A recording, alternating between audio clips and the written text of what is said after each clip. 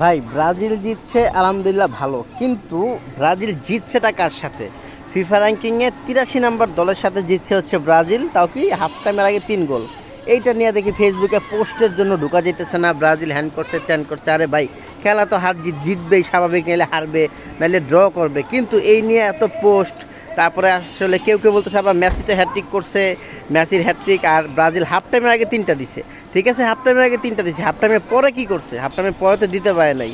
ঠিক আছে, যা আমরা যারা ব্রাজিলের ভক্তবৃন্দ আছি তারা কিন্তু আসলে উৎসাহ ভালো, এত উৎসাহ ভালো না যে আসলে আপনি আরেকজনের পোক করবেন যে আর্জেন্টিনা তো দিতে পারে নাই, হাফ টাইমের আগে ব্রাজিল দিছে 3টা, এইগুলো ঠিক না। ঠিক আছে, আর হায়াতি হচ্ছে হইলো আপনার 83 নাম্বার দল ফিফা র্যাঙ্কিংয়ে, আর ব্রাজিল হচ্ছে 6 বা 7-এর মধ্যে।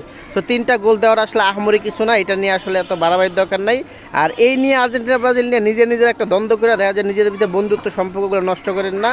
আর সবাইকে বিশ্বকাপ দেখার অনেক শুভেচ্ছা।